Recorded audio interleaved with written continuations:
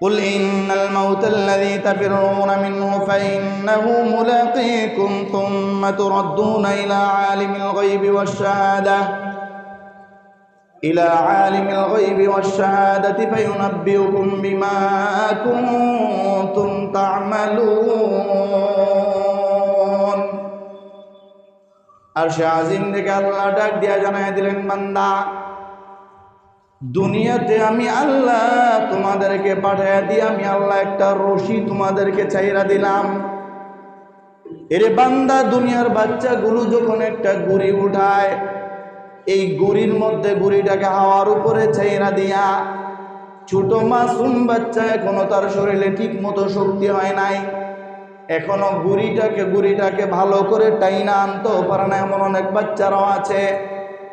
এই মানুষগুলো যখন গুড়ি উঠে দেয়, এই গুড়িটা আকাশে যখন উঠতে থাকে, বাচ্চাগুলো এখানে দাঁড়ায় গুড়ির দিকে তাকায় থাকে আর মনে মনে বলে, গুড়ি যতই এদিক সেদিক ঘোরাঘুরি করো, যতই ডানে যাও, যতই বামে যাও, যা কিছুই করো না কেন, আমি বান্দার হাতে তুমি গুড়ির রশি আছে, এই রশি যখন আমি এভাবে পেঁচাইতে থাকবো, ঘুরাইতে থাকবো, তুমি আকাশের যেই জায়গায় থাকো রে ঘুরি, আমি আমার কাছে আইসা আস্তে আস্তে আইসা আমার হাতের মধ্যে পড়বা।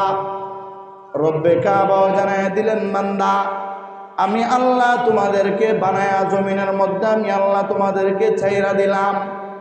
এরে বান্দা, জমিনের মধ্যে এটা বুঝবা না, এটা মনে কইরা নিও না।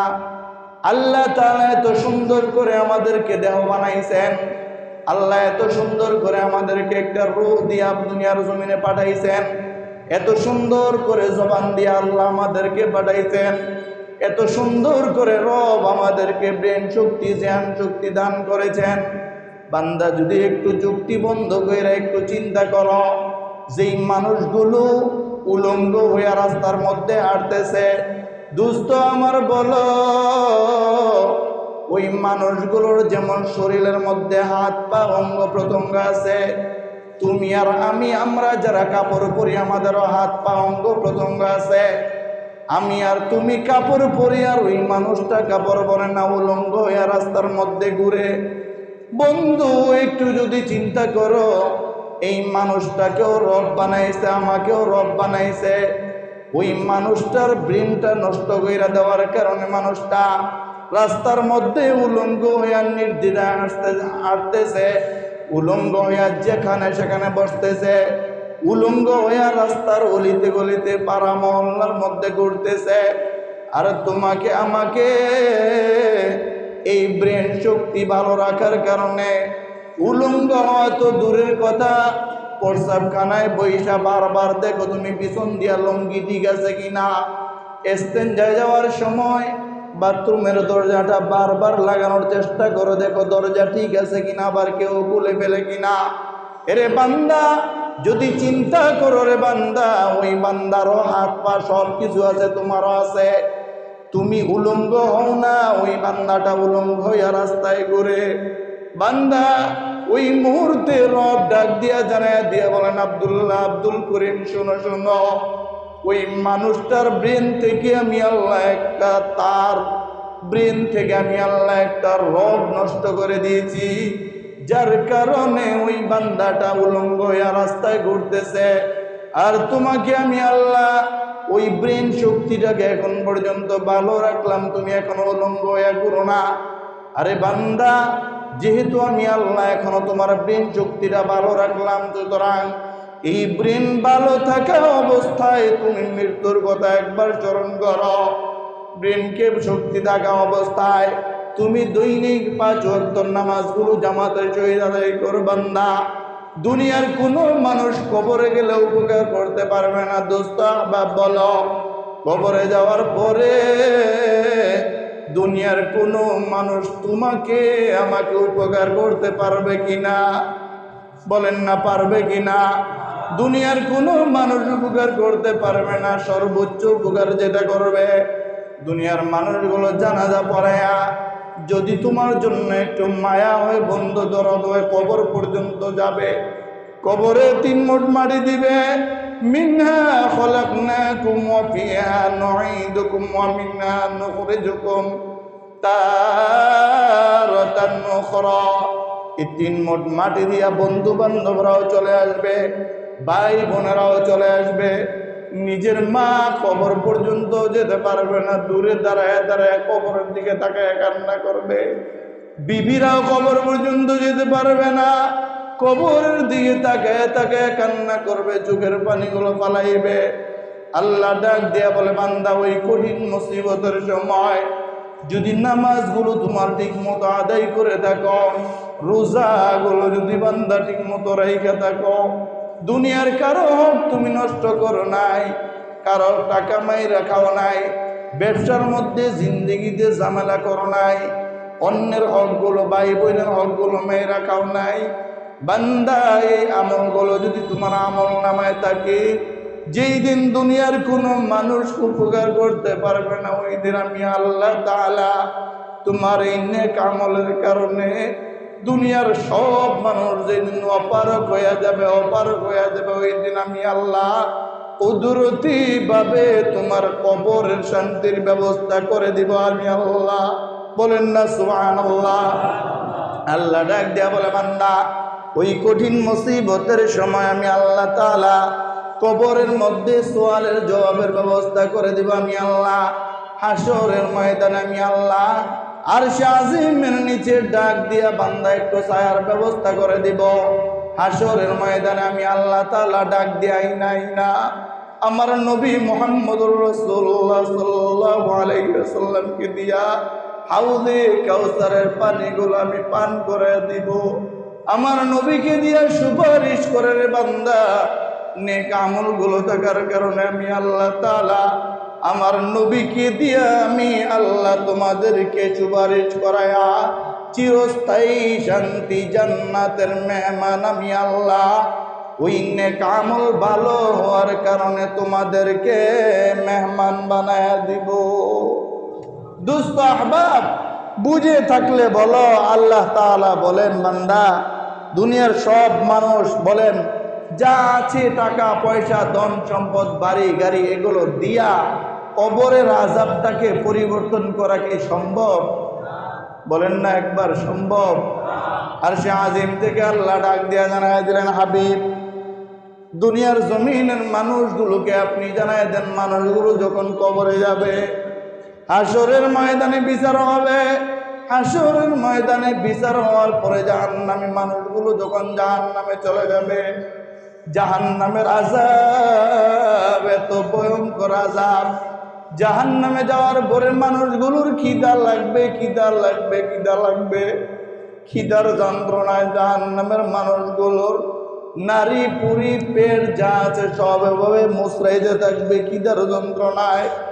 আল্লাহর নবী জানাই দিলেন সাহাবায়ে কেরামদেরকে, সাহাবীরা শুনো, এত পরিমাণে খিদা লাগবে রে সাহাবীরা, ওই মুহূর্তেই মানুষগুলো শুধু আল্লাহর কাছে একটু খাবার চাইবে, আল্লাহর কাছে খাবার চাইবে। আমার নবী ডাক দিয়া বলে, আল্লাহ এই মানুষগুলোর উপরে এতটাই নারাজ, হাজার ডাক দেওয়ার পরেও আল্লাহ তাদেরকে খাবার দিবে না। সর্বশেষ আল্লাহ তাআলা তাদের কান্নাকাটি এবং চিল্লাচিল্লির কারণে আল্লাহ তাআলা জাক্কুম ফল পাঠাইবেন, জাক্কুম ফল। ওই জাক্কুম ফল দেখা জাহান্নামের মানুষগুলো খুশি হয়ে যাবে। দুস্থ আহবাব, এই জাক্কুম ফলটার চতুর্দিকে শুধু এভাবে কাটা, চতুর্দিকে কাটা তিতা একটা ফল। এই ফলটা খিদার যন্ত্রণার কারণে মানুষগুলো মুখের মধ্যে দিয়ে ফেলবে। এবার মুখের মধ্যে দেওয়ার পরে এই ফলটা গলার মধ্যে আটকায়া যাবে, মুখ দিয়ে বাহিরও হবে না, পেটের মধ্যেও যাবে না, পেটের মধ্যে যাবে না। ওই মুহূর্তে মানুষগুলো আবার চিল্লাইতে থাকবে, আল্লাহ এমন ফল আপনি দিলেন, আল্লাহ এমন খাবারের ব্যবস্থা আপনি করলেন, এই ফলটা নিচেও যায় না উপরেও যায় না, গলার মধ্যে আটকায় আছে। মানুষগুলো এখন পানি চাইবে, ফলটাকে নিচে নামানোর জন্য পানি চাইবে। দোস্ত আহবাব শুনো রে শুনো দোস্ত আহবাব, ওই মুহূর্তে আল্লাহ তাআলা পুরা জাহান্নামবাসীদের যত ময়লা আছে, পুজ আছে, রক্ত আছে, ওই রক্ত আর পুজগুলো একটা গ্লাসের মধ্যে, গরম একটা গ্লাসের মধ্যে নিয়া ওই জাহান্নামীর মুখের মধ্যে জাহান্নামের ফেরেশতারা নিয়ে উঠে দিবে। আল্লাহর নবী বলেন, যেই গ্লাস দিয়া ওই মানুষগুলোকে জাহান্নামীদেরকে না পুজগুলো দিবে, দুর্গন্ধ আর গরমের কারণে যখন টুডের কাছে নিয়ে আসবে, টুডটা পুরে ছাই হয়ে যাবে, আঙ্কার হয়ে যাবে। এরপরে ওই কুঙ্কলটাকে নিচে নামানোর জন্য একটু পুজ পান করবে। এই পুজ পান করার সঙ্গে সঙ্গে কলিজা এবং নারী বুড়ি যা আছে সবগুলো একসাথে গলে পায়খানার রাস্তা দিয়া বের হয়ে যাবে। বলো দোস্ত নাউজুবিল্লাহ। বুঝে থাকলে বলো বন্ধু, এই জাহান্নামের আযাব থেকে বাঁচার কোনো উপায় আছে কিনা? বুঝে থাকলে বলো বন্ধু, জাহান্নাম থেকে বাঁচানোওয়ালা যিনি একজন, তিনি কে? আর একটু আওয়াজ দিয়ে বলো না বন্ধুকে। আল্লাহ। যদি আল্লাহ ছাড়া কোনো মানুষ জাহান্নাম থেকে বাঁচানোওয়ালা না হয়, বন্ধু বলো রে, কার জানি মা নাই, কার জানি বাবা নাই, কে জানি মার ধারা, কে জানি বাবারা, কার জানি আজকের এই বয়ান শোনার পরে মার কথা মনে পড়া যায়, বাবার কথা মনে পড়ে। ওই মা বাবাগুলো কবরে গিয়া সব সময় তোমার আর আমার দিকে তাকায় আছে। বান্দা, যদি পারো মসজিদের মধ্যে 10টা টাকা দান করো, যদি পারো এতিমদেরকে ডাক দিয়ে একটা চকলেট, একবেলা খাবার খাওয়াও। আমি মা এবং বাবা এত কষ্ট করে তোমাদের জন্য সম্পদগুলো রেখে আসলাম রে বান্দা, এই সম্পদগুলো থেকে যদি পারো মসজিদে একটু দান করো, সম্পদগুলো থেকে যদি পারো মাদ্রাসার মধ্যে একটু দান করো, এই সম্পদগুলো থেকে যদি একটু পারো, তাহলে দুনিয়ার যেই রাস্তায় দান করলে আমার আম্মা আব্বার কবরে সওয়াব যাবে, ওই রাস্তায় একটু সম্পদগুলোকে দান করো। দোস্ত আহবাব, তুমি আর আমিও যদিও না শুনি 24 ঘন্টা কবরে থাইকা থাইকা আমার আর তোমার আম্মা আব্বা যাদের কষ্টের কারণে দুনিয়ার জমিনে আমরা আসলাম, যাদের কষ্টের কারণে মানুষ হইলাম, যাদের কষ্টের কারণে, যাদের হাতের দোয়ার কারণে, যাদের একটু আদর স্নেহের কারণে আজকে মানুষ হইয়া পায়ে হাইটা মসজিদে আসতে পারলাম। যেই মা বাবাগুলো নিজে না খাওয়ায়া তোমার আমার মুখের মধ্যে লোকমা উঠে দিতেন, যেই মা বাবাগুলো বাজার থেকে মাছ আনার পরে, মা বিয়ের আগে মাছের কলিজা পছন্দ করে, বিয়ের পরে বাবার পাতে কলিজাটা উঠে দেন। যখন বড় সন্তান, একটা সন্তান হয়ে গেছে, এবার সন্তান একটু বড় হওয়ার পরে সন্তান মাছের কলিজা পছন্দ করে। কসম আল্লাহর বন্ধু, মন দিয়া শোনো, যেদিন থেকে তোমার মার ব্রেনে এটা আসছে তুমি মাছের কলিজা পছন্দ করো, সেদিন থেকে কোনো দিন তোমার মা এটা বলে নাই মাছের কলিজা আমি পছন্দ করি, বরং সব সময় মাছের কলিজাটা তোমার মা না খায়া, বাবা না খায়া, এই মাছের কলিজাটা তোমার প্লেটের মধ্যে উঠে দিয়া মা এবং বাবা দুজন তাকায়া থাকে। মাও মাছের কলিজা পছন্দ করে, বাবাও মাছের কলিজা পছন্দ করে, কিন্তু তুমিও মাছের কলিজা পছন্দ করার কারণে তোমার প্লেটের মধ্যে মাছের কারিটা, মাছের কলিজাটা উঠে দিয়া তুমি প্রতি লোকমায় মাছের কলিজা দিয়া লোকমা দেওয়ার আম্মা আব্বা দুজন তাকায় থাকে আর বলে, আমার সন্তান খাইলে আমাদের পেট ভরে যায়। দোস্ত আহবাব, এমন মা বাবা কার জানি নাই, কার জানি মাও নাই, বাবু নাই, 2টা হাত উঠে দাও গো বন্ধু। যাদের যাদের আম্মা আব্বা নাই 2টা হাত উঠে দাও, যাদের মা বাবা নাই 2টা হাত উঠে দাও না বন্ধু। হাত উঠে দিয়ে আল্লাহর কাছে বলো, আয় আল্লাহ, বলো না একবার আয় আল্লাহ, আমাদের আব্বা আম্মাদের কবরগুলো জান্নাতের বাগান বানায় দেন আল্লাহ। আব্বা আম্মাদের কবরগুলোকে জান্নাতের নাজ নেয়ামত দ্বারা ভরপুর করে দেন আল্লাহ। শুক্রবার দিন, জুমার দিন কত ভালো খাবারের ব্যবস্থা হয়েছে। আব্বা আম্মাদের কবরে খাবারের ব্যবস্থা আছে কিনা আমরা তো জানি না। এই জন্য বন্ধু বুঝে থাকলে বলো রে, আম্মা আব্বার কবরে সোয়াব পাঠানো লাগবে কি লাগবে না? বলেন না, আওয়াজ দিয়ে লাগবে কিনা বন্ধু? আপনি বলেন, যেদিন আপনার ছেলে, আপনি তো এখন বুঝবেন, আগে তো বুঝেন নাই। আপনার ছেলেটা বড় হয়েছে, এখন আপনার ছেলেটা বড় হওয়ার কারণে ছেলে যেটা কয় এটা রক্ষার জন্য আপনি দিন রাত কত পরিশ্রম করেন। দোস্ত, এটা বুঝো, তুমি তোমার ছেলে মেয়ের আবদার রক্ষা করার জন্য যতটা মেহনত করো, এর চেয়ে 1000 গুণ মেহনত করেছে তোমার আমার আম্মা আব্বায় তোমাকে আমাকে ভালো একটা কাপড় পরানোর জন্য। তার কারণ হলো, তোর কাছে তো এখন ইনকাম বেশি, তোমার তো টাকার ব্যবস্থা অনেক দিক থেকে হয়ে যায়, কিন্তু তোমার আমার আব্বা আম্মার তো, বাবার তো এত টাকা ছিল না। একটা ছোট ব্যবসা, ছোট চাকরি, কৃষিকাজ, গৃহস্থ, এগুলো থেকে আম্মা আব্বারা কত কষ্ট কইরা আমাদেরকে মানুষ করেছে।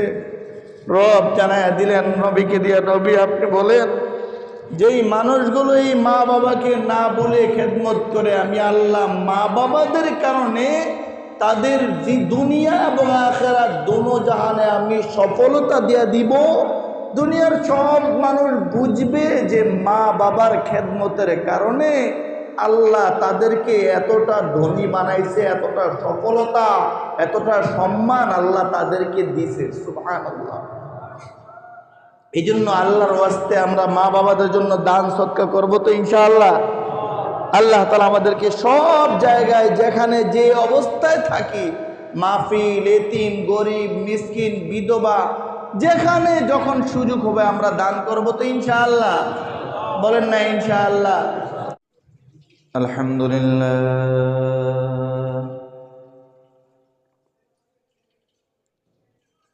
আলহামদুলিল্লাহ নাহমাদুহু ওয়া নাস্তাঈনুহু ওয়া নাস্তাগফিরুহু ওয়া নাউযু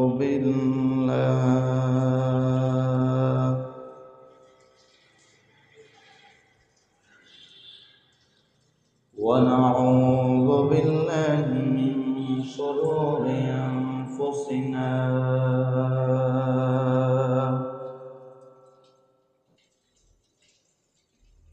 ومن سيئات أعمالنا من يهد الله فلا مضل له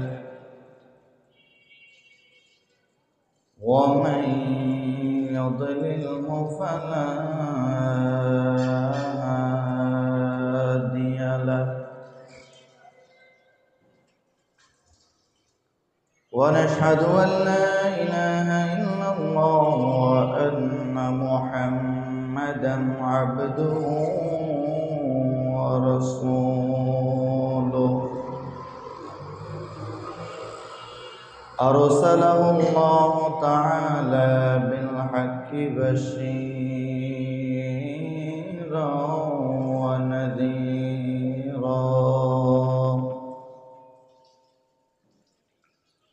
وداعيا إلى الله بإذنه وسراجا منيرا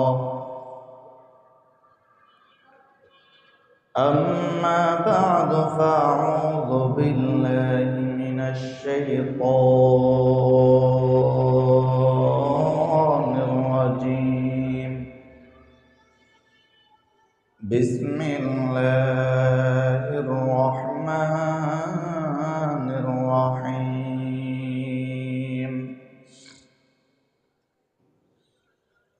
قل إن الموت الذي تفرون منه فإنه ملاقيكم ثم تردون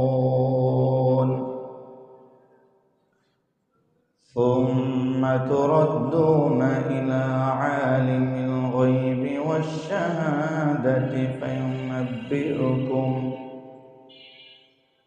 والشهادة فينبئكم بما كنتم تعملون.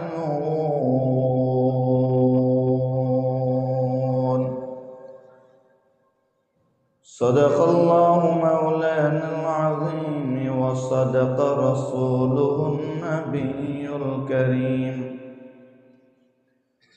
ونحن على ذلك لمن الشاهدين والشاكرين والذاكرين والحمد لله رب العالمين. وقال تعالى في شان حبيبه ومحبوبه مخبرا وآمنا: إن الله وملائكته يصلون على النبي يا أيها الذين آمنوا صلوا عليه وسلموا تسليما. محبت زبان खुला आवाज দিয়ে दुरूद इब्राहिम पढ़ी। اللهم صل على محمد وعلى آل محمد كما صليت على إبراهيم وعلى آل إبراهيم إنك حميد مجيد. اللهم بارك على محمد وعلى آل محمد كما باركت على إبراهيم وعلى آل إبراهيم إنك حميد مجيد. لا إله إلا الله لا إله إلا الله لا إله إلا الله لا إله إلا الله لا إله إلا الله لا إله إلا الله محمد رسول الله صلى الله عليه وسلم. আলহামদুলিল্লাহ, মহান আল্লাহ তাআলার দরবারে অসংখ্য গণিত শুকর ও সুজুদ যেই মহান রব্বে কাবা সকল প্রকারের বালা মুসিবত থেকে হেফাজত রেখে, দুশ্চিন্তা থেকে হেফাজত রেখে একমাত্র মহান আল্লাহ তাআলার হুকুম পালন করার উদ্দেশ্যে মহান রবের ঘর মসজিদে শুক্রবার দিন, জুমার দিন, দোয়া কবুলের দিন, ফজিলতের দিনে আসার বসার মতো তৌফিক আর নিয়ামত যে আল্লাহ আমাদেরকে দান করলেন, সেই মহান রব্বে কাবার দরবারে, রব্বুল আলামিনের দরবারে, রব্বুল ইজ্জাতের দরবারে অন্তরের অন্তঃস্থল থেকে কালিমাতুশ শুকর আদায় করি, জবান খুলে আওয়াজ দিয়ে বলে আলহামদুলিল্লাহ। লক্ষ কোটি দুরুদ ও সালাম আকে নামদার তাজদার মদিনা জনাব মোহাম্মদ মুস্তফা রসুল আরবি সরকার আলম সঈদুল মুরসালিন রহমাতুল্লিল আলামিন শাফিউল মুজনবিন নবী আজম হুজুর আকরম জনাব মুহাম্মদুর রাসূলুল্লাহ সাল্লাল্লাহু আলাইহি ওয়াসাল্লামের উপর, সেই সাথে আমরা কৃতজ্ঞতা জ্ঞাপন করছি সাহাবায়ে কেরাম রাদিয়াল্লাহু তাআলা আনহুম আজমাইনদের, যাদের মেহনতের কারণে দ্বীন ইসলাম ঈমান পেয়েছি, কোরআন পেয়েছি। আল্লাহ তাআলা আমাদেরকে সহ কিয়ামত পর্যন্ত আনেওয়ালা সকল উম্মতে মুহাম্মাদিকে ওই সকল সাহাবায়ে কেরাম রাদিয়াল্লাহু তাআলা আনহুম আজমাইনদের রেখে যাওয়া পথ মত দিক অনুসরণ করে দুনিয়ার সুখ শান্তি সফলতার পাশাপাশি চিরস্থায়ী শান্তি জান্নাত যেন আমরা অর্জন করতে পারি। মহান আল্লাহ তাআলা যেন আমাদেরকে দয়া মায়া করে জান্নাত দান করেন, বলেন আমিন। মুআজ্জাজ হাজরিন,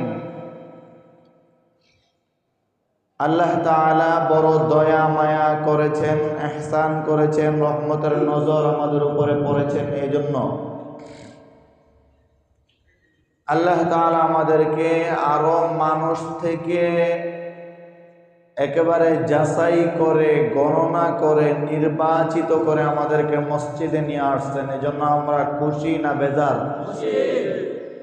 আলহামদুলিল্লাহ, বলেন না আলহামদুলিল্লাহ। দুনিয়ার সব লাইনে যদি কোনো নেতায় ডাকে, তো নেতার ডাকে সাড়া দিয়া যদি যাইতে পারে, নেত্রীর ডাকে সাড়া দিয়া যদি যাইতে পারে, মেম্বার চেয়ারম্যানের ডাকে ডাক দিলে, তো মেম্বারের মিছিলের মধ্যে গেলে সামনের কাতারে থাকলে মেম্বার এটাকে সাইনবোর্ডের মেম্বার এটাকে দেখা রাখে যে অমুক লোকটা আমার মিছিলে নির্বাচনের আগে সামনের কাতারে ছিল, নির্দ্বিধায় নির্ভয়ে আমার পক্ষে মিছিল দিছে অমুক ভাই অমুক ভাই অমুক ভাই। চেয়ারম্যানের জন্য যদি মিছিল দেয় তো সামনে ব্যানার নিয়ে একেবারে সামনে যদি দৌড়ায়, তো চেয়ারম্যানও এটা মাথায় রাখে, ব্রেনের মধ্যে রাখে যে এই লোকগুলো আমার জন্য মিছিল দিছে, আমার জন্য অনেক কষ্ট করেছে। এমপি মন্ত্রীদের জন্য মিছিল দিলে এটাও এমপি মন্ত্রীরা যেমন চিনে রাখে। তো আল্লাহ তাআলাও আমাদেরকে এরকম আল্লাহর ঘরে নিয়ে আসছেন। আল্লাহর ঘরে আসার কারণে আমরা যদি রাজি এবং খুশি থাকি এবং আল্লাহর ঘরে আইসা যদি আল্লাহ যে আমাদেরকে ডাকেন, বান্দা ঘরে আসো, মসজিদে আসো, নামাজ পড়ো, ঈমান আনো, এই আল্লাহর ডাকে যদি আমরা সাড়া দিতে পারি তাহলে আল্লাহও আল্লাহর কুদরতি ক্যামেরায় আমাদের ছবিগুলো উঠে রাখবেন। সুবহানাল্লাহ।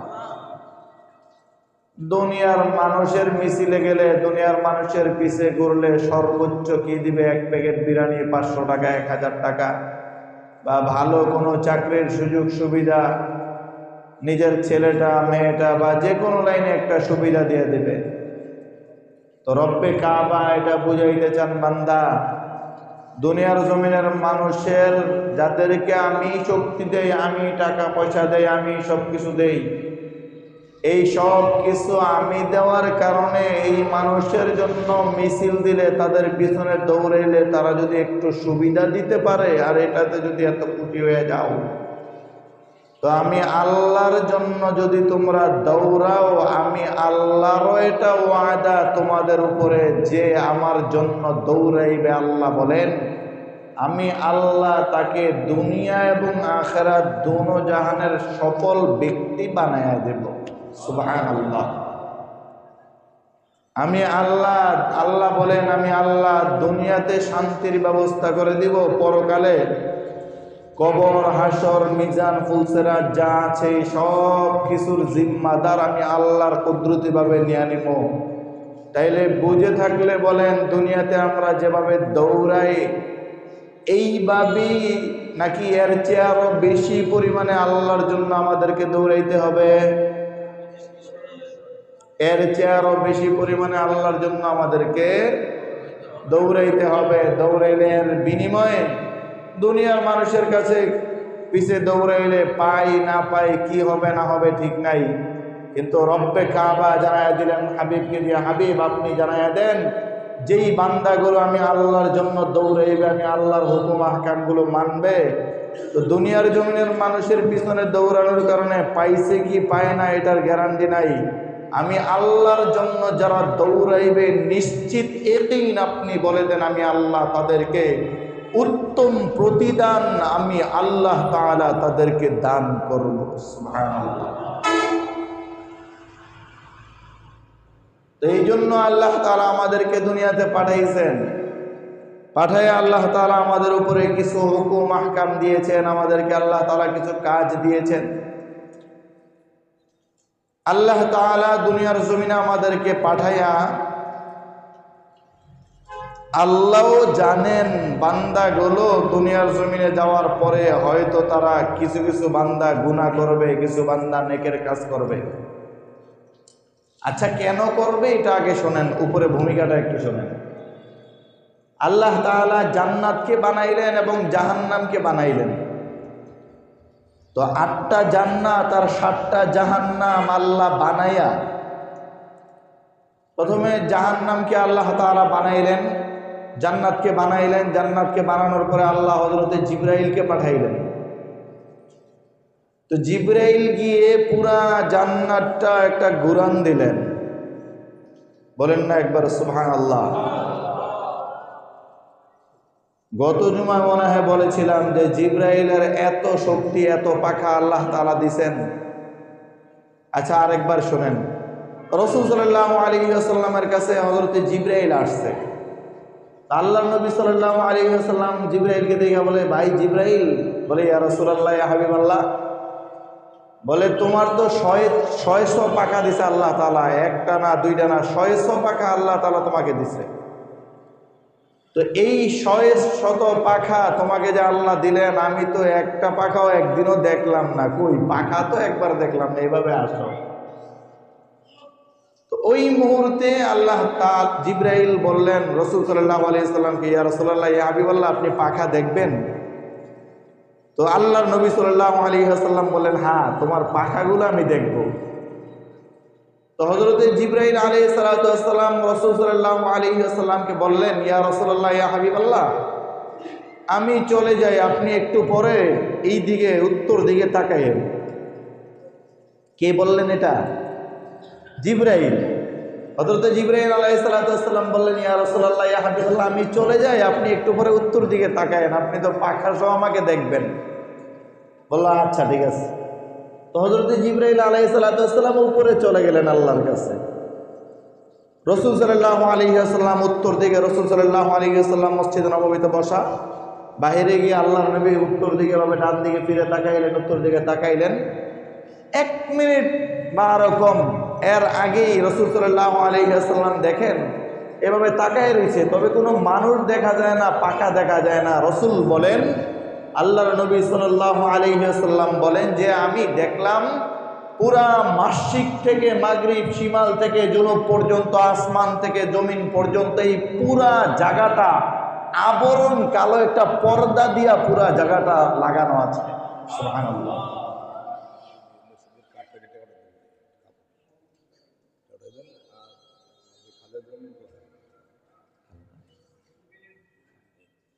আচ্ছা, পরে রাসূল সাল্লাল্লাহু আলাইহি ওয়াসাল্লাম তাকাইলেন, তাকায় দেখলেন কি আসমান থেকে জমিন, মাশরিক থেকে মাগরিব, এই পুরা জায়গাটা একটা পর্দা পড়ে গেছে।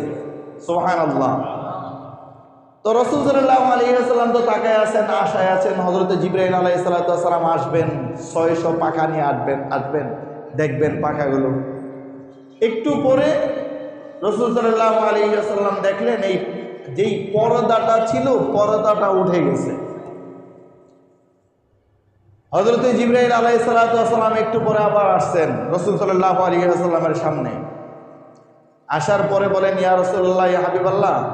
আল্লাহ রাসূল সাল্লাল্লাহু আলাইহি ওয়াসাল্লাম সর্বপ্রথম বললেন, জিবরাইল, আপনাকে না বললাম যে পাখা সহ আপনাকে আমি দেখতে চাই, কই আপনি তো দেখাইলেন না। বলে, ইয়া রাসূলুল্লাহ, ইয়া হাবিবাল্লাহ, আপনি কি তাকান নাই? আপনাকে যে বলছিলাম ডান দিকে তাকাইতে, উত্তর দিকে, আপনি তাকান নাই? বলল, হ্যাঁ আমি তো তাকাইছি। বলে, কি দেখছেন আপনি? বলে, আমি তো কিছু দেখলাম না, দেখলাম শুধু পর্দা দিয়া আসমান থেকে জমিন আর মাশরিক থেকে মাগরিব পর্যন্ত পুরা জায়গাটা মনে হয় কে জানি পর্দা দিয়া ঢাইকা ফেলছে।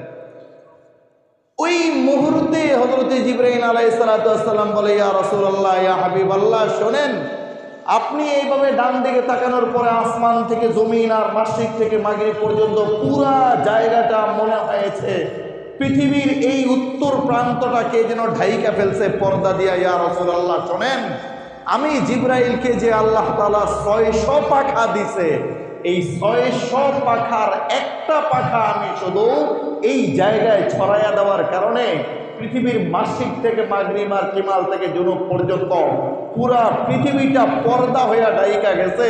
ইয়া রাসূলুল্লাহ, ইয়া হাবিবাল্লাহ, আমি জিবরাইল একটা পাখা দেওয়ার কারণে এই জায়গাটা, পুরা জায়গাটা পর্দায় আবরণ কইরা গেছে। আমি জিবরাইল আরেকটা পাখা রাখবো, আরেকটা জায়গা পর্দা হয়ে যাবে। আবার মাসিকে একটা রাখবো, পর্দা হয়ে যাবে। মাগরিবে একটা রাখবো, পর্দা হয়ে যাবে। এরপরে আমি জিবরাইল পাখাগুলো, বাকি পাখাগুলো কোথায় রাখবো? ইয়া রাসূলুল্লাহ, ইয়া হাবিবাল্লাহ, আমার একটা পাখা রাখার কারণে এই অবস্থা হয়েছে। আমি জিবরাইলের আর পাখাগুলো রাখার জায়গা ছিল না, এই জন্য আপনাকে আমি বাকি পাখাগুলো দেখাইতে পারি নাই। রাসূল সাল্লাল্লাহু আলাইহি ওয়াসাল্লাম বলেন, ওই জিবরাইল আলাইহিস সালাতু ওয়াস সালামকে আল্লাহ তাআলা পাঠাইলেন। আচ্ছা, কওমে লূত ছিল, কওমে লূত, কওমে লূতের একটা বদ অভ্যাস ছিল। যাই হোক, নাউজুবিল্লাহ, এই কওমে লূতকে আল্লাহ তাআলা ধ্বংস করবেন। তো জিবরাইলকে বললেন, জিবরাইল বলে আল্লাহ বলে কওমে লূতকে উল্টায়া দিবা, পুরা জমিনটাকে নিচে দিয়া এভাবে নিয়ে উপরে উঠায়া উল্টায়া দিয়া মাটির নিচে এভাবে দাবাইয়া দিবা। জিবরাইল আলাইহিস সালাতু ওয়াস সালাম কে আল্লাহ তাআলা সময় বাতায়া দিলেন।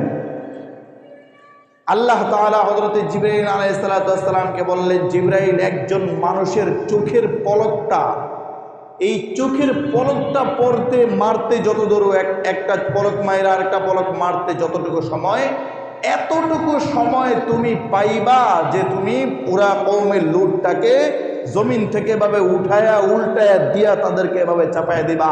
হযরত জিবরাইল বলে, আল্লাহ, আয় রব্বে কাবা, কোনো অসুবিধা নাই, আমি জিবরাইলের জন্য কোনো কিছুই অসম্ভব না, আপনি রব আমাকে সব ক্ষমতা দিয়েছেন।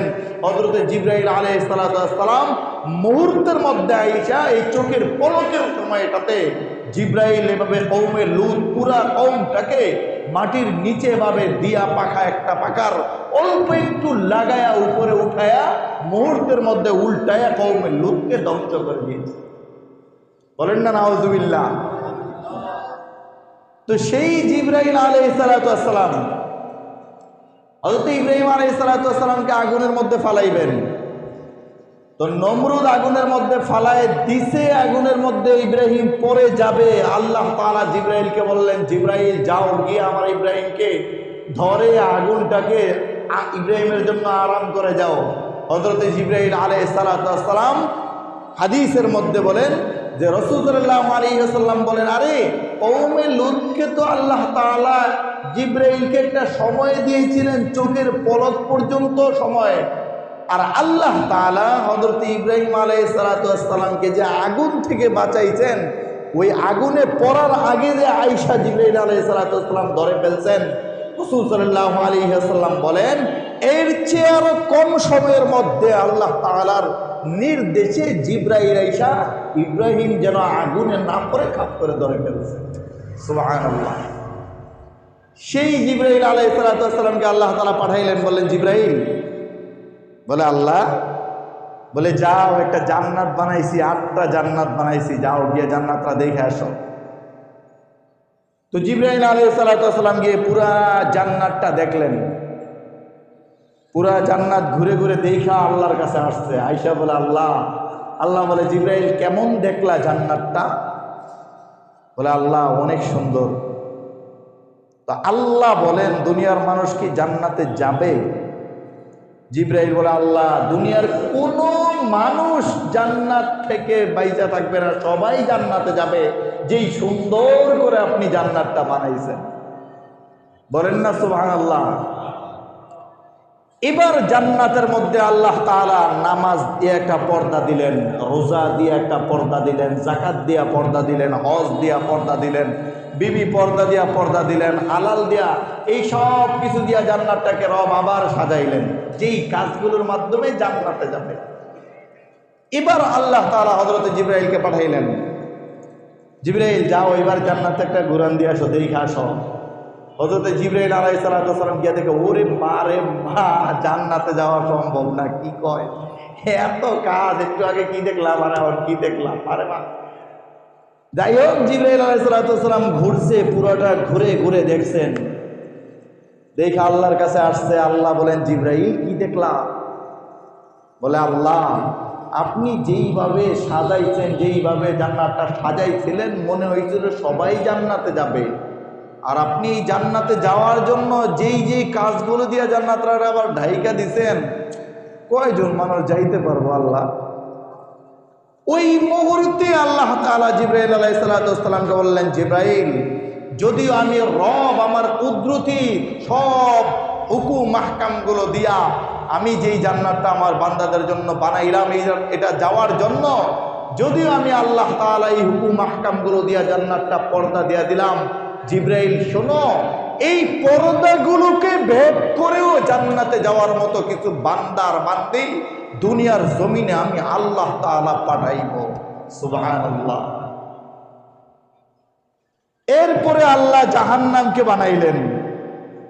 বলল, জিবরাইল জান্নাত তো দেখে আসছো, যাও জাহান্নামটা একটু দেখে আসো। জিবরাইল পুরা জাহান্নাম ঘুরে দেখলেন, জাহান্নামের যে অবস্থা, নাউজুবিল্লাহ। এই জায়গায় আগুন, ওই জায়গায় সাপ, ওই জায়গায় মশা, ওই জায়গায় পিঁপড়া, ওই জায়গায় এটা, পুরা জাহান্নামের অবস্থা একেবারে ভয়ানক। জিবরাইল আলাইহিস সালাম দৌড়ে চলে আসছেন আল্লাহর কাছে। সামনে উপস্থিত রব ডাক দেয়া বলে, জিবরাইল, জাহান্নাম যে বানাইছি, জাহান্নাম দেখছো? বলে, হ্যাঁ আল্লাহ দেখা আসছি।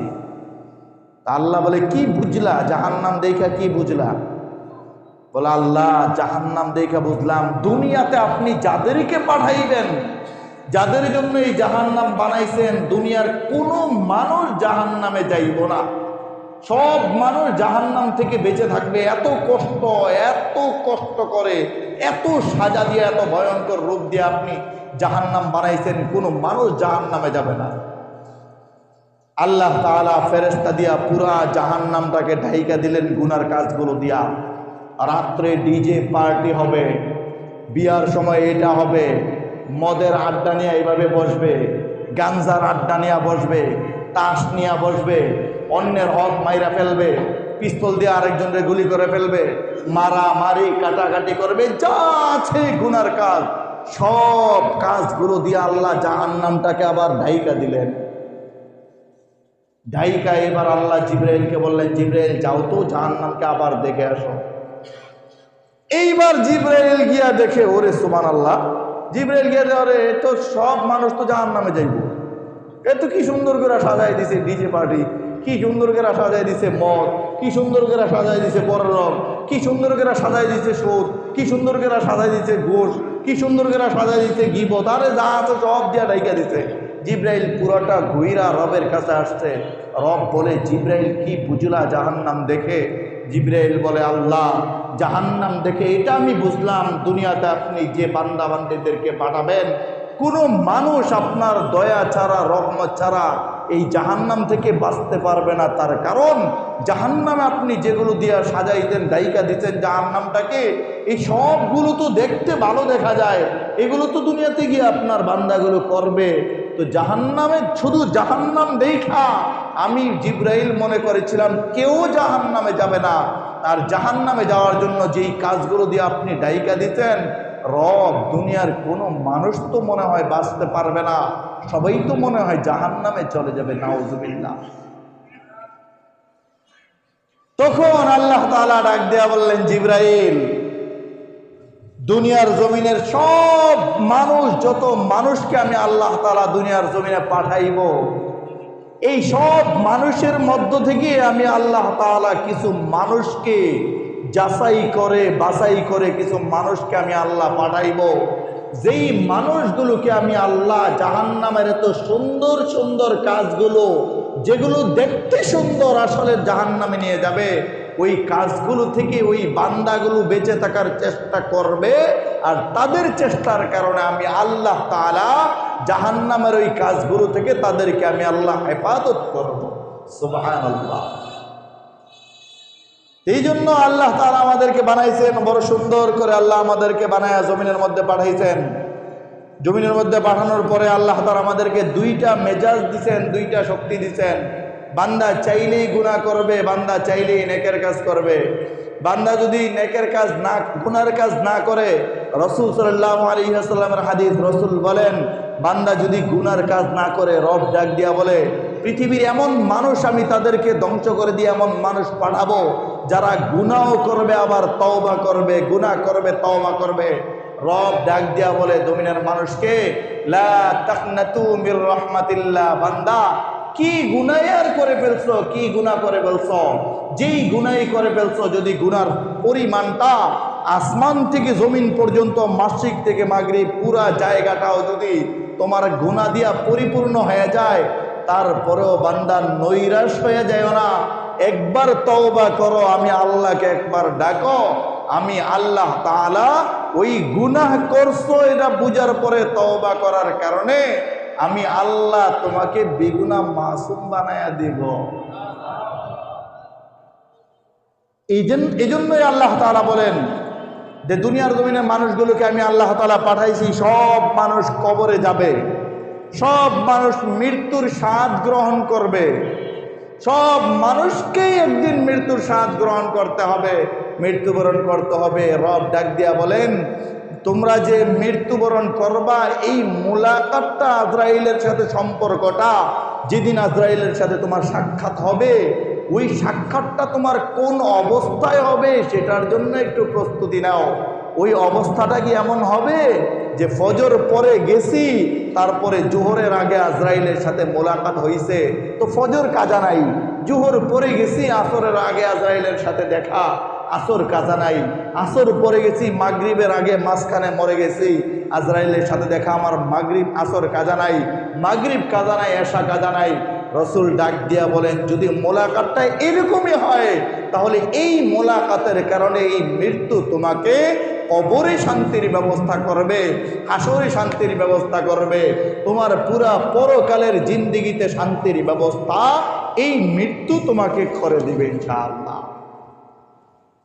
আর আজরাইলের সাথে তো মোলাকাত হবেই, কিন্তু মোলাকাতটা যদি বন্ধু এটা হয় যে গত এক সপ্তাহে তো দৈনিক 7 দিন, 7 দিনে 5 ওয়াক্ত করে 5 7 35 ওয়াক্ত নামাজ, এই 35 ওয়াক্ত নামাজের মধ্যে আমার এই পুরা এক সপ্তাহে 10 ওয়াক্ত নামাজ আছে, বাকি 25 ওয়াক্ত নামাজ আমার নাই। এই পুরা 35 ওয়াক্ত এক সপ্তাহ নামাজের মধ্যে মাত্র 5 ওয়াক্ত নামাজ আছে, গড়ে মিলে 5 ওয়াক্ত নামাজ আছে, বাকি নামাজগুলো আমার নাই। এই 5 ওয়াক্ত নামাজ আছে, শুধু উঠলাম বসলাম উঠলাম সহি শুদ্ধ সুবহান রাব্বিয়াল আলা নাই। যাই 10 ওয়াক্ত পড়লাম 35 ওয়াক্তের মধ্যে, এই 10 ওয়াক্তের মধ্যে সুবহান রাব্বিয়াল আলা নাই, সুবহান রাব্বিয়াল আযীম নাই, শুদ্ধ করে সূরা নাই, শুদ্ধ করে কেরাত নাই।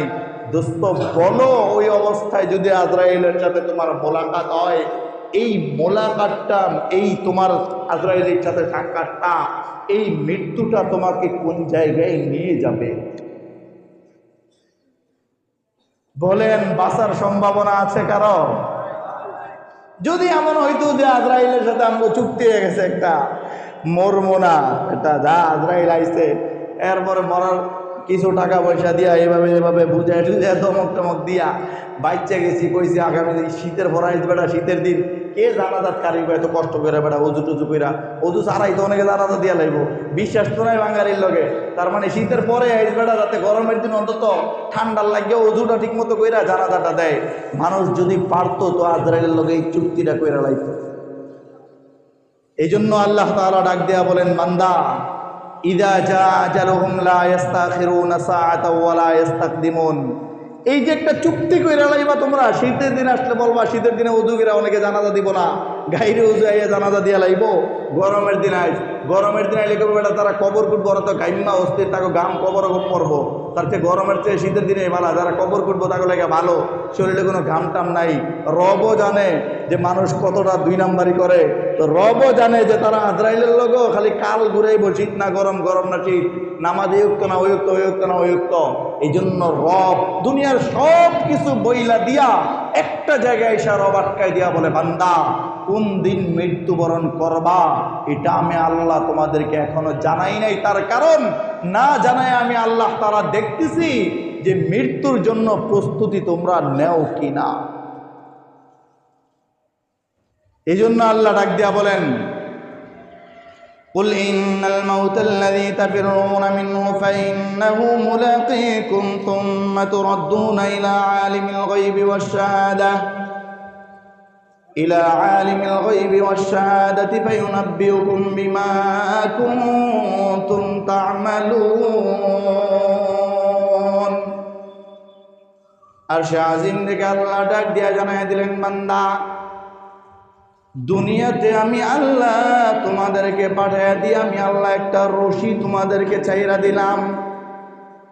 এরে বান্দা, দুনিয়ার বাচ্চাগুলো যখন একটা গুড়ি উঠায়, এই গুড়ির মধ্যে গুড়িটাকে হাওয়ার উপরে চাইরা দিয়া, ছোট মাসুম বাচ্চা এখনো তার শরীরে ঠিক মতো শক্তি হয় নাই, এখনো গুড়িটাকে ভালো করে টাইনা আনতেও পারে না, এমন অনেক বাচ্চারাও আছে।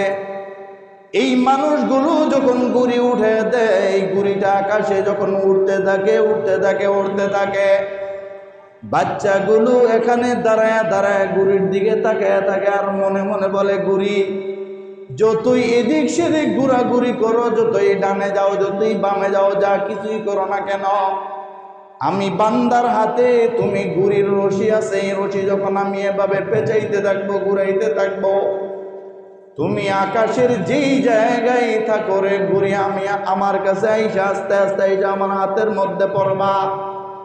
রব্বে কাবাও জানাই দিলেন, বান্দা আমি আল্লাহ তোমাদেরকে বানায়া জমিনের মধ্যে আমি আল্লাহ তোমাদেরকে ছাইরা দিলাম। এরে বান্দা, জমিনের মধ্যে এটা বুঝবা না, এটা মনে কইরা নিও না। আল্লাহ তাআলা এত সুন্দর করে আমাদেরকে দেহ বানাইছেন, আল্লাহ এত সুন্দর করে আমাদেরকে একটা রূহ দিয়া দুনিয়ার জমিনে পাঠাইছেন, এত সুন্দর করে জবান দিয়া আল্লাহ আমাদেরকে পাঠাইছেন, এত সুন্দর করে রব আমাদেরকে ব্রেন শক্তি, জ্ঞান শক্তি দান করেছেন। বান্দা যদি একটু যুক্তি বন্ধ করে একটু চিন্তা করো, যেই মানুষগুলো উলঙ্গ হইয়া রাস্তার মধ্যে হাঁটতেছে, দুস্থ আমার বলো, ওই মানুষগুলোর যেমন শরীরের মধ্যে হাত পা অঙ্গ প্রত্যঙ্গ আছে, তুমি আর আমরা যারা কাপড় পরি আমাদেরও হাত পা অঙ্গ প্রত্যঙ্গ আছে। আমি আর তুমি কাপড় পরি, আর ওই মানুষটা কাপড় পরে না, উলঙ্গ হইয়া রাস্তার মধ্যে ঘুরে। বন্ধু একটু যদি চিন্তা করো, এই মানুষটাকেও রব বানাইছে, আমাকেও রব বানাইছে। ওই মানুষটার ব্রেনটা নষ্ট কইরা দেওয়ার কারণে মানুষটা রাস্তার মধ্যে উলঙ্গ হইয়া নির্দ্বিধায় হাঁটতেছে, উলঙ্গ হইয়া যেখানে সেখানে বসতেছে, উলঙ্গ হইয়া রাস্তার অলিতে গলিতে পাড়া মহল্লার মধ্যে ঘুরতেছে। আর তোমাকে আমাকে এই ব্রেন শক্তি ভালো রাখার কারণে উলঙ্গ হওয়া তো দূরের কথা, প্রস্রাবখানায় বৈশা বারবার দেখো তুমি পিছন দিয়া লঙ্গি ঠিক আছে কিনা, ইস্তেঞ্জায় যাওয়ার সময় বাথরুমের দরজাটা বারবার লাগানোর চেষ্টা করো, দেখো দরজা ঠিক আছে কিনা, আবার কেউ খুলে ফেলে কিনা। এরে বান্দা, যদি চিন্তা করো রে বান্দা, ওই বান্দারও হাত পা সব কিছু আছে, তোমারও আছে, তুমি উলঙ্গ হও না, ওই বান্দাটা উলঙ্গ হইয়া রাস্তায় ঘুরে। বান্দা ওই মুহূর্তে রব ডাক দিয়া জানায় দিয়া বলেন, আব্দুল্লাহ, আব্দুল করিম, শোনো শোনো, ওই মানুষটার ব্রেন থেকে আমি আল্লাহ একটা তার ব্রেন থেকে আমি আল্লাহ একটা রড নষ্ট করে দিয়েছি, যার কারণে ওই বান্দাটা উলঙ্গ হইয়া রাস্তায় ঘুরতেছে। আর তোমাকে আমি আল্লাহ ওই ব্রেন শক্তিটাকে এখন পর্যন্ত ভালো রাখলাম, তুমি এখনো উলঙ্গ হইয়া ঘুরো না। আরে বান্দা, যেহেতু আমি আল্লাহ এখনো তোমার ব্রেন শক্তিটা ভালো রাখলাম, সুতরাং এই ব্রেন ভালো থাকা অবস্থায় তুমি মৃত্যুর কথা একবার স্মরণ করো। ব্রেনকে শক্তি থাকা অবস্থায় তুমি দৈনিক 5 ওয়াক্ত নামাজগুলো জামাতের সহিত আদায় করো। বান্দা, দুনিয়ার কোনো মানুষ কবরে গেলে উপকার করতে পারবে না। দোস্ত আহবাব বলো, কবরে যাওয়ার পরে দুনিয়ার কোনো মানুষ তোমাকে আমাকে উপকার করতে পারবে কিনা? বলেন না, পারবে কিনা? দুনিয়ার কোনো মানুষ উপকার করতে পারবে না, সর্বোচ্চ উপকার যেটা করবে, দুনিয়ার মানুষগুলো জানাজা পড়ায়া যদি তোমার জন্য একটু মায়া হয়, বন্ধু দরদ হয়ে কবর পর্যন্ত যাবে, কবরে 3 মুঠ মাটি দিবে, মিনহা খলাকনাকুম ওয়া ফিহা নুঈদুকুম ওয়া মিনহা নুখরিজুকুম তারাতান উখরা। এই 3 মুঠ মাটি দিয়া বন্ধু বান্ধবরাও চলে আসবে, ভাই বোনেরাও চলে আসবে, নিজের মা কবর পর্যন্ত যেতে পারবে না, দূরে দাঁড়ায় দাঁড়ায় কবরের দিকে তাকায় কান্না করবে, বিবিরাও কবর পর্যন্ত যেতে পারবে না, কবরের দিকে তাকায় তাকায় কান্না করবে, চোখের পানিগুলো পালাইবে। আল্লাহ ডাক দিয়া বলে, বান্দা ওই কঠিন মুসিবতের সময় যদি নামাজগুলো তোমার ঠিক মতো আদায় করে থাকো, রোজাগুলো যদি বান্দা ঠিক মতো রাইখা থাকো, দুনিয়ার কারো হক তুমি নষ্ট করো নাই, কারো টাকা মাইরা খাও নাই, ব্যবসার মধ্যে জিন্দেগিতে ঝামেলা করো নাই, অন্যের হকগুলো ভাই বোনের হকগুলো মেয়েরা খাও নাই, বান্দা এই আমলগুলো যদি তোমার আমল নামায় থাকে, যেই দিন দুনিয়ার কোনো মানুষ উপকার করতে পারবে না, ওই দিন আমি আল্লাহ তাআলা তোমার এই নেক আমলের কারণে দুনিয়ার সব মানুষ যেদিন অপারক হয়ে যাবে, ওই দিন আমি আল্লাহ কুদরতি ভাবে তোমার কবরের শান্তির ব্যবস্থা করে দিব আমি আল্লাহ। বলেন না সুবহানাল্লাহ। আল্লাহ ডাক দিয়া বলে, বান্দা ওই কঠিন মুসিবতের সময় আমি আল্লাহ তাআলা কবরের মধ্যে সওয়ালের জবাবের ব্যবস্থা করে দিব আমি আল্লাহ। হাসরের ময়দানে আমি আল্লাহ আরশে আজিমের নিচে ডাক দিয়া বান্দা একটু ছায়ার ব্যবস্থা করে দিব। হাসরের ময়দানে আমি আল্লাহ তাআলা ডাক দিয়া আইনা আমার নবী মুহাম্মদুর রাসূলুল্লাহ সাল্লাল্লাহু আলাইহি ওয়াসাল্লামকে দিয়া হাউজে কাউসারের পানিগুলো আমি পান করে দিব। আমার নবীকে দিয়া সুপারিশ করে রে বান্দা, নেক আমলগুলো থাকার কারণে আমি আল্লাহ তাআলা আমার নবীকে দিয়া আমি আল্লাহ তোমাদেরকে সুপারিশ করায়া চিরস্থায়ী শান্তি জান্নাতের মেহমান আমি আল্লাহ ওই নেক আমল ভালো হওয়ার কারণে তোমাদেরকে মেহমান বানায়া দিব। দোস্ত আহবাব, বুঝে থাকলে বলো, আল্লাহ তাআলা বলেন, বান্দা দুনিয়ার সব মানুষ বলেন যা আছে টাকা পয়সা ধন সম্পদ বাড়ি গাড়ি এগুলো দিয়া কবরের আযাবটাকে পরিবর্তন করা কি সম্ভব? বলেন না একবার সম্ভব? আরশে আজিম থেকে আল্লাহ ডাক দিয়া জানায় দিলেন, হাবিব দুনিয়ার জমিনের মানুষগুলোকে আপনি জানায় দেন, মানুষগুলো যখন কবরে যাবে হাসরের ময়দানে বিচার হবে, হাসরের ময়দানে বিচার হওয়ার পরে জাহান্নামী মানুষগুলো যখন জাহান্নামে চলে যাবে, জাহান্নামের আযাব এত ভয়ঙ্কর আযাব, জাহান্নামে যাওয়ার পরে মানুষগুলোর খিদা লাগবে, খিদার যন্ত্রণায় জাহান্নামের মানুষগুলোর নারী পুরি পেট যা আছে সব এভাবে মুচড়াইতে থাকবে খিদার যন্ত্রণায়। আল্লাহর নবী জানাই দিলেন সাহাবায়ে কেরামদেরকে, সাহাবীরা শুনো, এত পরিমাণে খিদা লাগবে রে সাহাবীরা, ওই মুহূর্তেই মানুষগুলো শুধু আল্লাহর কাছে একটু খাবার চাইবে, আল্লাহর কাছে খাবার চাইবে। আমার নবী ডাক দিয়া বলে, আল্লাহ এই মানুষগুলোর উপরে এতটাই নারাজ, হাজার ডাক দেওয়ার পরেও আল্লাহ তাদেরকে খাবার দিবে না। সর্বশেষ আল্লাহ তাআলা তাদের কান্নাকাটি এবং চিল্লাচিল্লির কারণে আল্লাহ তাআলা জাক্কুম ফল পাঠাইবেন, জাক্কুম ফল। ওই জাক্কুম ফল দেখা জাহান্নামের মানুষগুলো খুশি হয়ে যাবে। দুস্থ আহবাব, এই জাক্কুম ফলটার চতুর্দিকে শুধু এভাবে কাটা, চতুর্দিকে কাটা তিতা একটা ফল। এই ফলটা খিদার যন্ত্রণার কারণে মানুষগুলো মুখের মধ্যে দিয়ে ফেলবে। এবার মুখের মধ্যে দেওয়ার পরে এই ফলটা গলার মধ্যে আটকায়া যাবে, মুখ দিয়ে বাহিরও হবে না, পেটের মধ্যেও যাবে না, পেটের মধ্যে যাবে না। ওই মুহূর্তে মানুষগুলো আবার চিল্লাইতে থাকবে, আল্লাহ এমন ফল আপনি দিলেন, আল্লাহ এমন খাবারের ব্যবস্থা আপনি করলেন, এই ফলটা নিচেও যায় না, উপরেও যায় না, গলার মধ্যে আটকায় আছে। মানুষগুলো এখন পানি চাইবে, ফলটাকে নিচে নামানোর জন্য পানি চাইবে। দোস্ত আহবাব শুনো রে, শুনো দোস্ত আহবাব, ওই মুহূর্তে আল্লাহ তাআলা পুরা জাহান্নামবাসীদের যত ময়লা আছে, পুজ আছে, রক্ত আছে, ওই রক্ত আর পুজগুলো একটা গ্লাসের মধ্যে, গরম একটা গ্লাসের মধ্যে নিয়া ওই জাহান্নামীর মুখের মধ্যে জাহান্নামের ফেরেশতারা নিয়ে উঠাইয়া দিবে। আল্লাহর নবী বলেন, যেই গ্লাস দিয়া ওই মানুষগুলোকে জাহান্নামীদেরকে না পুজগুলো দিবে, দুর্গন্ধ আর গরমের কারণে যখন টুডের কাছে নিয়ে আসবে, টুডটা পুরে ছাই হয়ে যাবে, আঙ্কার হয়ে যাবে। এরপরে ওই জাকুম ফলটাকে নিচে নামানোর জন্য একটু পুজ পান করবে।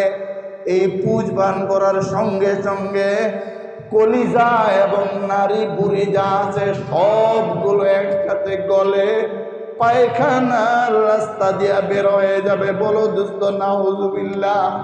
বুঝে থাকলে বলো বন্ধু, এই জাহান্নামের আযাব থেকে বাঁচার কোনো উপায় আছে কিনা?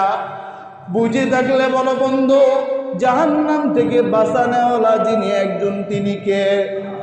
আর একটু আওয়াজ দিয়ে বলো না বন্ধুকে? আল্লাহ। যদি আল্লাহ ছাড়া কোনো মানুষ জাহান্নাম থেকে বাঁচানোওয়ালা না হয়, বন্ধু বলো রে, কার জানি মা নাই, কার জানি বাবা নাই, কে জানি মার ধারা, কে জানি বাবা হারা, কার জানি আজকের এই বয়ান শোনার পরে মার কথা মনে পড়া যায়, বাবার কথা মনে পড়ে।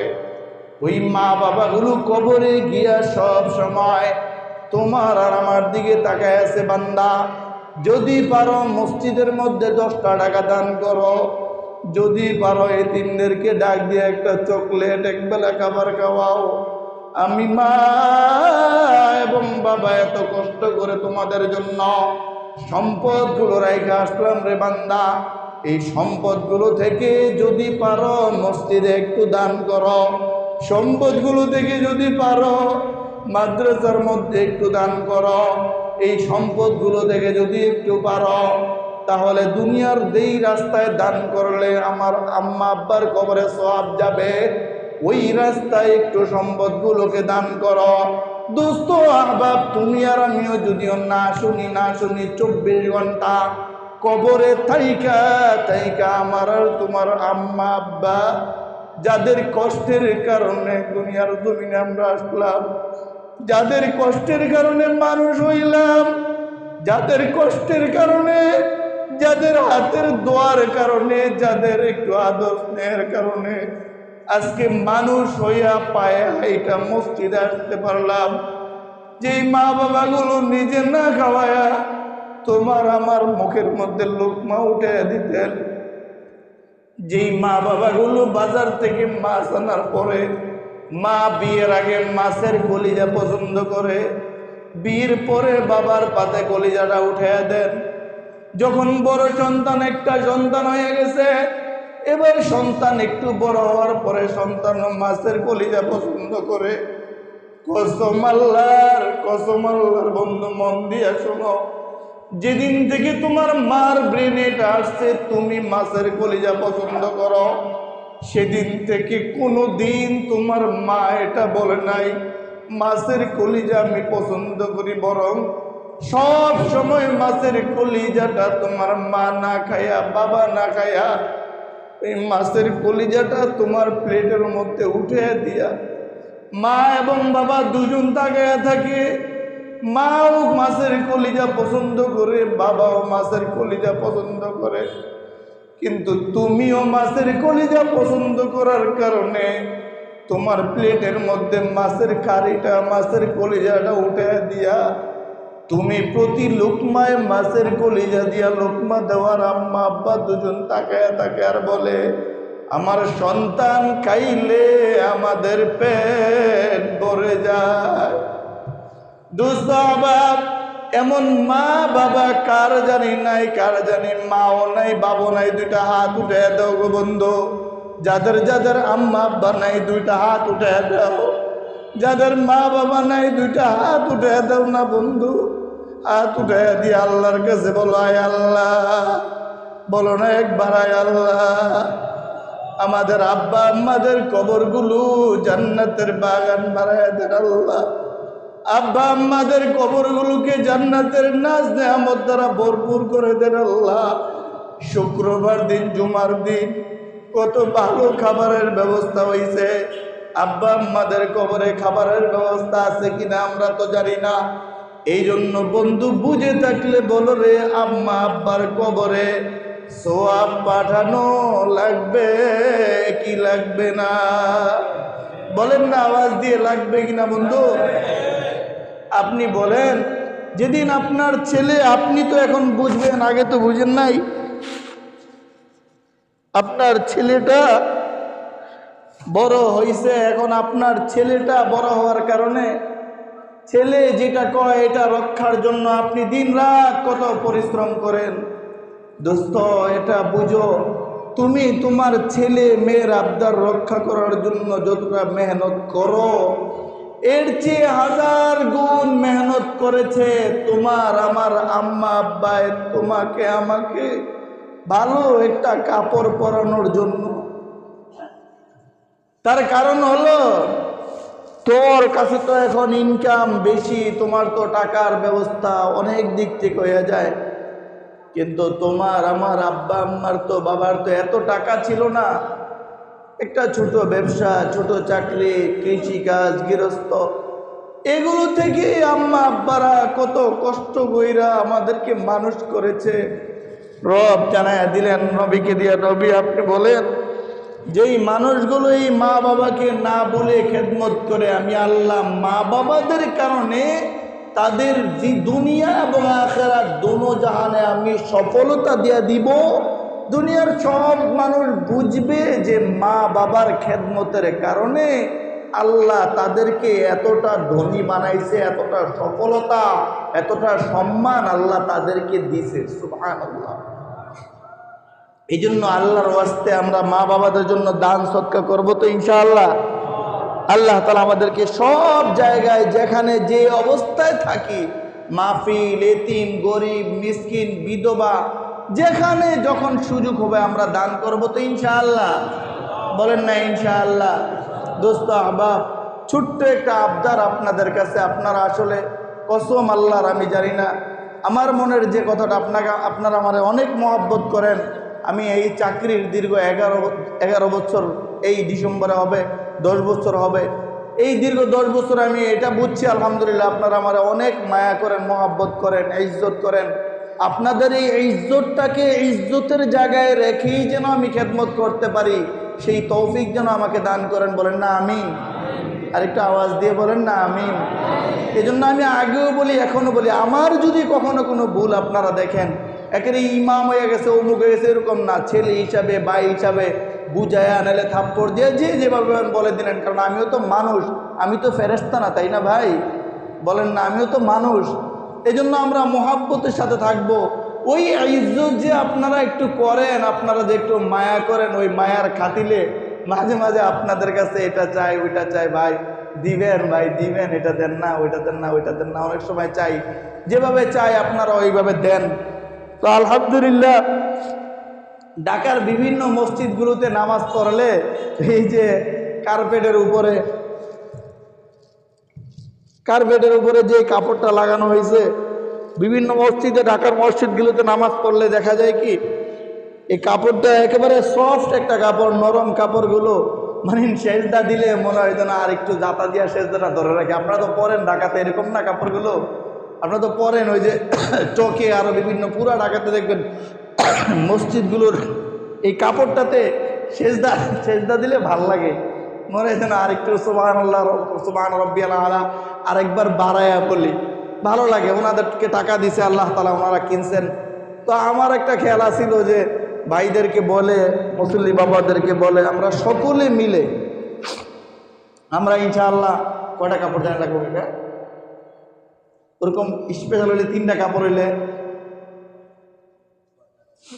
6টার মধ্যে নিচতলায় যদি আমরা 6টা কাপড়, ওই কাপড়গুলো নিয়ে আসি, ওই যে কাপড়গুলো পরলে মানে সেজদা দিলে একটু আরাম লাগে, তো আর কিছু না হোক, এর উসিলায় একটা বান্দা যদি তৃপ্তি সহকারে নামাজ পড়ে তো ভালো লাগবে।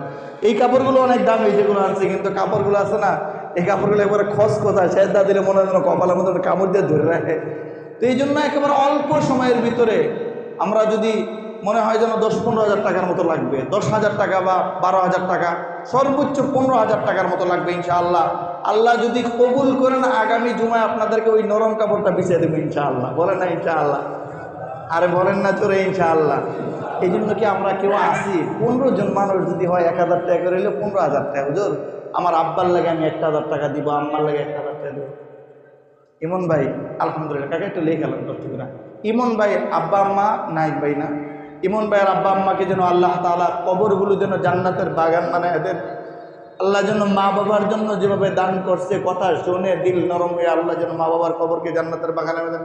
ভাইয়ের ছেলেটা মাদ্রাসায় পড়তেছে, আল্লাহ যেন হাফেজ আলেম দিনের দায়ী বানায় দেন। বাবা মার কলিজা যেন আল্লাহ ঠান্ডা করে দেন। ইমন ভাই 1,000 টাকা দিচ্ছে, কি নাম, কাউসার দিছে 1,000 টাকা, ওই যে রনি বে পাঠাইছে। কাউসার কে দিছে? এটা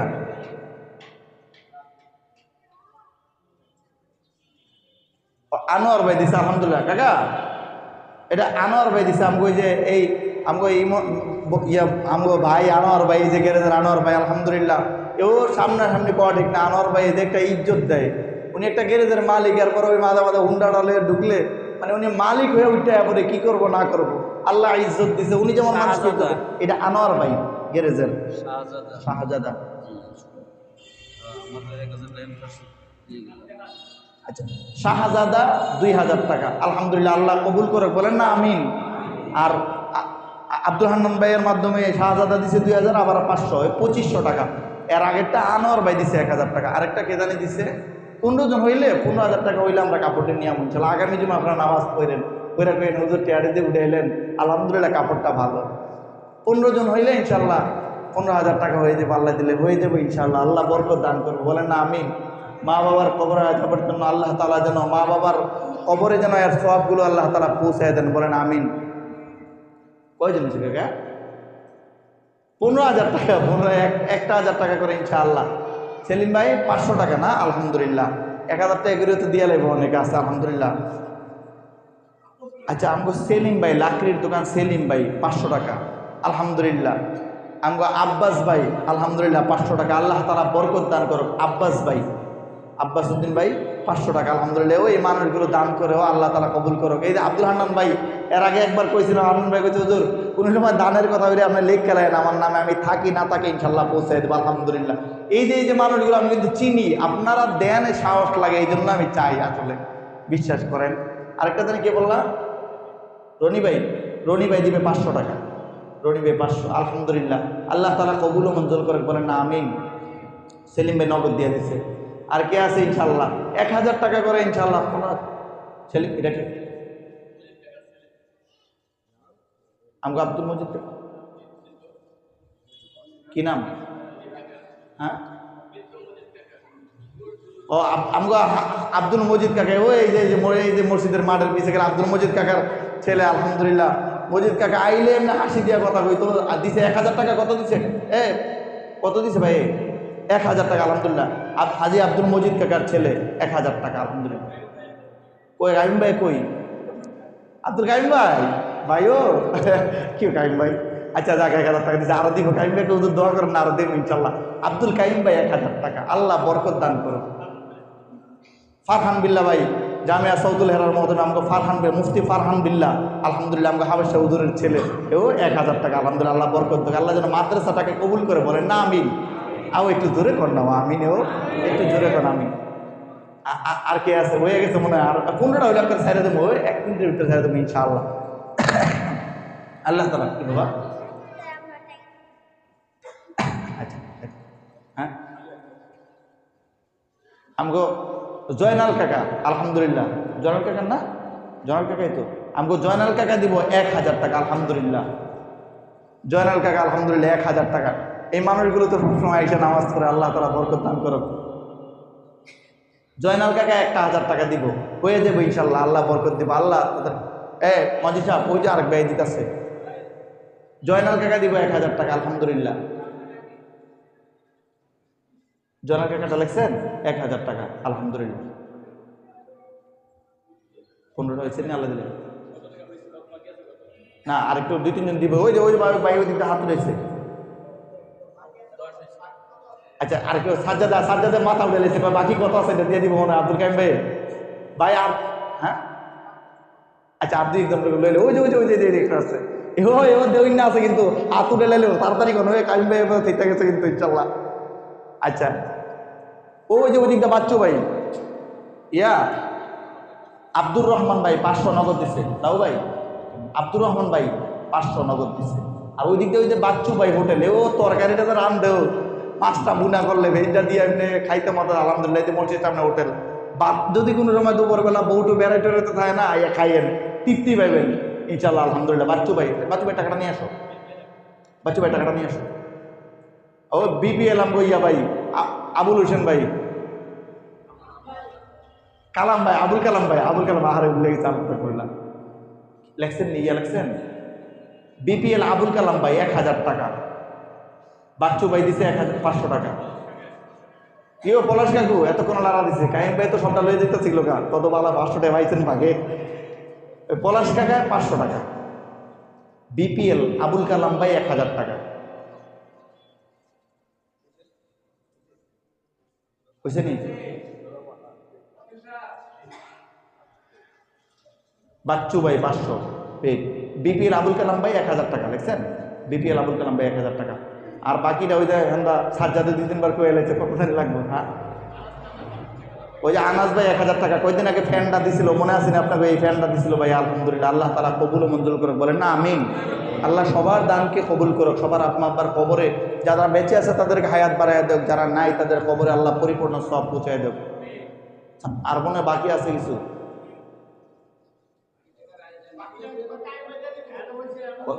হ্যাঁ, 12,500 আছে, আর কত দিব দীক্ষা খাইবে? আচ্ছা ঠিক আছে ভাই, এটা মিলাই দেবো ইনশাল্লাহ। 12,500 আছে, তাহলে বাকি কার্পেট আনতে আইন না, আমরা একটা ব্যবস্থা দিয়ে দেবো। কত হয়েছে কার্পেট দিয়ে দিব। কাইম ভাই কি কন ভাই, কইও 12,500 হয়েছে আল্লাহ দিলে। আচ্ছা আলহামদুলিল্লাহ, আল্লাহ বরকত দান করে, বলেন না আমিন।